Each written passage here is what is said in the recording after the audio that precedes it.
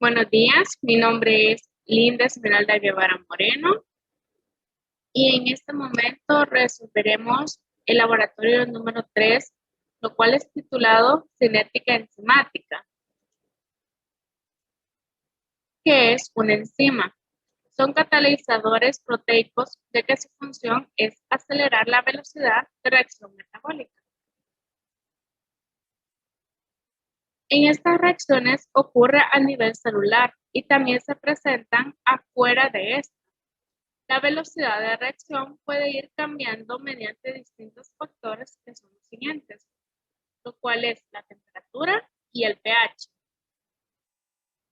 En la pregunta número 1 dice, en el desarrollo del video de la práctica que vieron, establezcan una relación entre los elementos usados en la práctica en el apartado efecto de pH.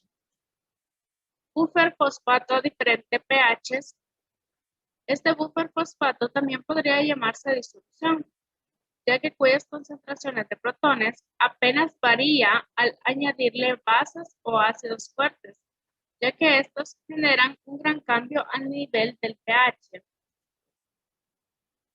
El almidón es un polisacárido vegetal hidrato de carbono complejo, el único asimilable por sistema digestivo humano, ya que de hecho su composición se debe a la mezcla de dos polisacáridos, los cuales son la amilosa y la amilopectina.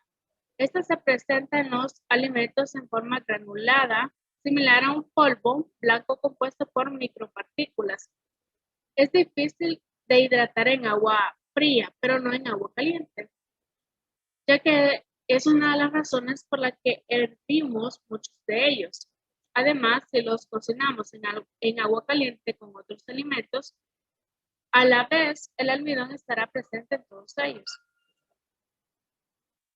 ¿Dónde se encuentra el almidón? En algunos alimentos que destacan por su contenido en almidón son los cereales, las patatas y el arroz. Todos ellos son grandes fuentes de energía, ya que en parte es gracias a la presencia del almidón en su composición. En algunos alimentos que contienen un nivel más alto de almidón son los siguientes: granos como la avena, la cebada y el arroz. Vegetales con almidón como el maíz, los guisantes, la patata y la judía. La saliva en este laboratorio es la enzima que es capaz de catalizar la reacción y para utilizar la saliva solo se utilizó 2 milímetros. En la amilasa, esta es la enzima propia de la saliva que con el sustrato se unirá para formar la reacción. ¿En qué concentración está el cloruro de sodio al 0.9%? En la solución salina normal, que es un suero fisiológico con 0,9% de cloruro de sodio. El cloruro de sodio con 0.9 gramos sobre 100 milímetros en un litro hay 9 gramos. El peso molecular es de 58.5 gramos, ya que por lo tanto el número de moles es de 0.154 moles. Como el cloruro de sodio se disocia en dos partículas. El número de osmoles es de 0.308 por litro, ya que es una solución de 0.308 osmoles o 308 miliosmoles. Por lo tanto, es una solución isotónica. ¿A dónde se ocupó el cloruro de sodio en la práctica? Esta se utilizó para diluir la saliva en el experimento. ¿De qué sirvió? ¿Alteró o no la reacción enzimática? El cloruro de sodio sirvió como un diluyente para la saliva. Sí alteró la reacción, ya que se puede observar que en los tubos de ensayo hay una decoloración en los tubos, ya que esto quiere decir que en presencia del cloruro de sodio, la actividad enzimática de la amilasa aumenta, ya que esta necesita un tiempo menor al del control para lograr el efecto cromático. Se podría suponer que el sodio más el cloro, o mejor dicho, ambos pueden afectar la acción enzimática de amilasa. En el baño de María a 38 grados centígrados, y esta se asemeja a la temperatura corporal. ¿Para qué se necesita que sea como la temperatura corporal? Esto es para que la enzima actúe.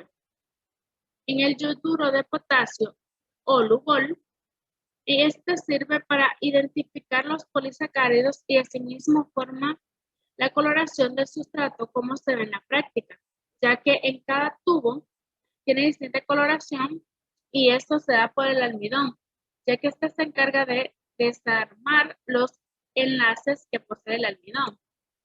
La segunda pregunta, en valores del 1 al 5, siendo el 5 la mayor decoloración, anotar la intensidad del color azul vista en los tubos, ya que según su criterio, y completar el siguiente cuadro.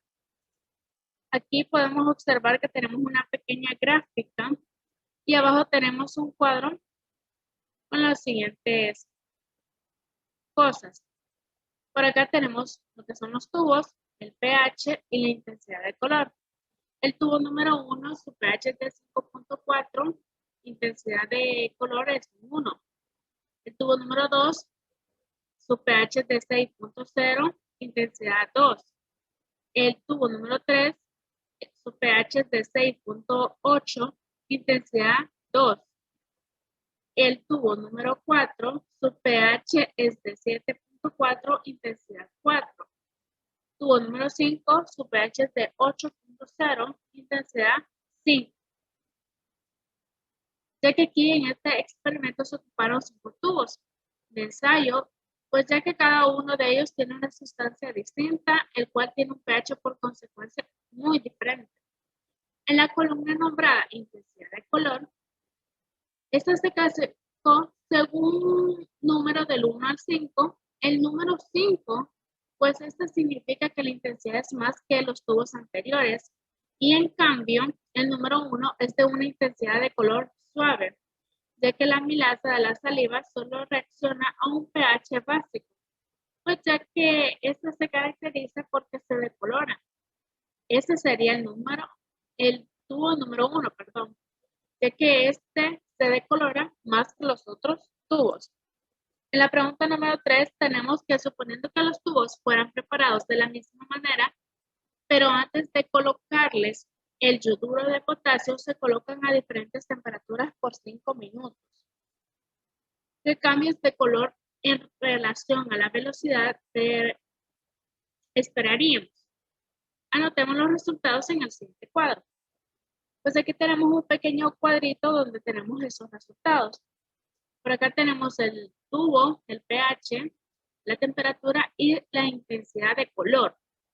En el tubo número 1, el pH es de 5.4, temperatura de 4 grados centígrados, lo cual es un hielo, intensidad 1. Tubo 2, pH 6.0, temperatura ambiente, intensidad 3. Tubo 3, pH 6.8, temperatura 38 grados centígrados, intensidad 5. Tubo 4, pH 7.4, temperatura 38 grados centígrados, intensidad 5.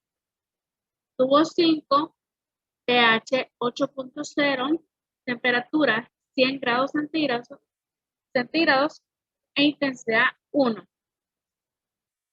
En la pregunta número 4 tenemos que con los datos de los cuadros anteriores, grafique los resultados tomando en cuenta que en la abscisa X y la temperatura y pH y en la abscisa y la velocidad de reacción aproximada del valor de la intensidad del color. Explicar los gráficos establezcan conclusiones. Y aquí tenemos una pequeña gráfica en la cual daremos conclusión a los 5 tubos. En el tubo número 1, pues esta tiene un pH de 5.4, pero en esto interviene la temperatura, la cual es de 4 grados centígrados, similar a la del hielo.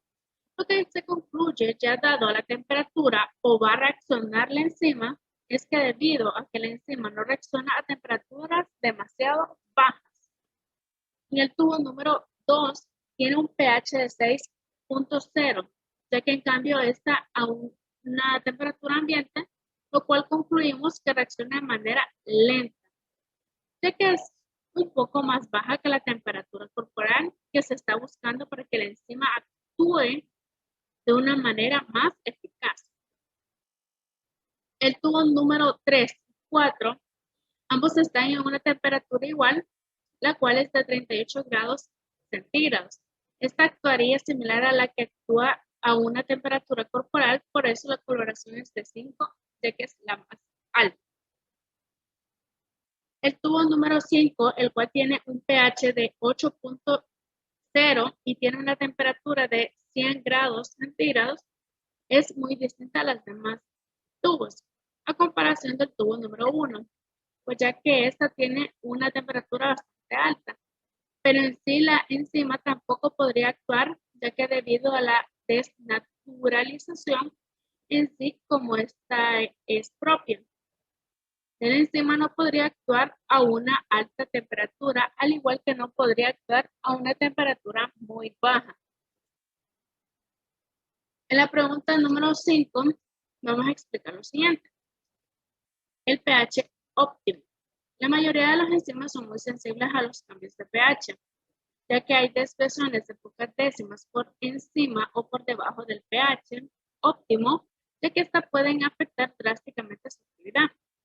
Así, la pepsina gástrica tiene un pH óptimo de 2, la ureasa lo tiene a pH 7 y la arginasa lo tiene a pH 10. Como ligeros cambios del pH, estos pueden provocar la desnaturalización de la proteína. Los seres vivos han desarrollado sistemas más o menos complejos para mantener estable el pH intracelular. Por último, tenemos que en la temperatura óptima, los valores de actividad enzimática muestran que en los intervalos de temperatura de 30 a 60 grados centígrados y 40 a 55 grados centígrados, estos tienen comportamientos funcionales similares, ya que muestran que las interacciones a bajas temperaturas, así como a temperaturas altas, dan resultados similares, lo que muestra la estabilidad de la estructura de la enzima con el cofactor magnesio.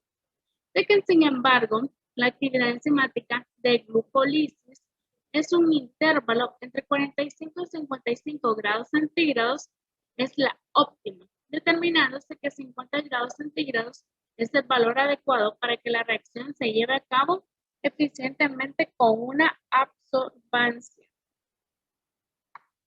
Muchas gracias.